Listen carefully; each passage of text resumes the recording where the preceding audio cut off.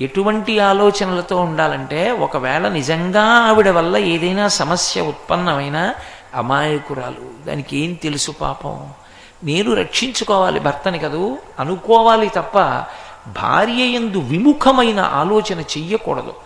సీతారాముల యొక్క దాంపత్యం అంత గొప్పది. అందుకే రాముడు ఎన్ని రాటుపోట్లకైనా తట్టుకున్నాడు జీవితంలో, ఎన్ని కష్టాలైనా తట్టుకున్నాడు.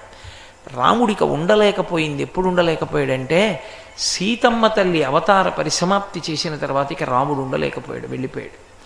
అంటే భార్యాభర్తల అన్యోన్యత చెప్పాలి అంటే సీతారాములి. అందుకే వివాహం చేసినప్పుడు శుభలేఖ మీద సీతారాముల యొక్క మూర్తి వెయ్యకపోతే అసలు ఆ కన్యాదాత కానీ ఆ పెళ్లి కొడుకు తండ్రికి కానీ ఏమీ తెలియని అల్పజ్ఞానం ఉన్నవాడని గుర్తు.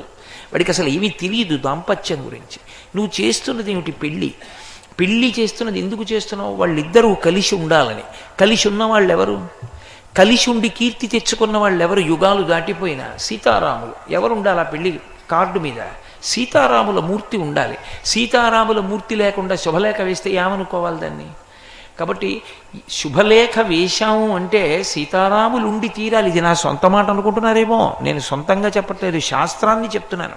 అందుకే శంకర భగవత్పాదులంతటి వారు శుభలేఖ మీద సీతారాములు ఉండాలి కనుకనే జానక్యాహ కమలామలంజలి పుటేయాహ పద్మరాగాయితాహ న్యస్తా రాఘవమస్తకే చ విలసత్కుంద ప్రసూనాయితాహ స్రస్తా శ్యామలకాయ కాంతి కలితా యా ఇంద్ర నీలాయితాహ ముక్తాస్తా శుభదా భవంతు భవతాం శ్రీరామ వైవాహికా అని సీతారాముల అనుగ్రహంతో ఆ దంపతులకి అనుగ్రహం కలగాలి అంటూ శ్లోకం చేయడానికి కారణం అదే. సీతారాముల యొక్క ముద్ర శుభలేఖ మీద ఉండాలి.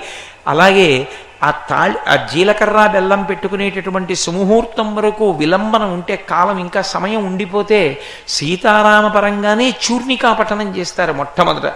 మొట్టమొదట ఎవరిని పరాకు చెప్తారంటే ఆ సీతారాములిద్దరికీ పరాకు చెప్పి వాళ్ళిద్దరూ సభలోకి వచ్చి అక్షతలు వెయ్యాలి అని అడుగుతారు.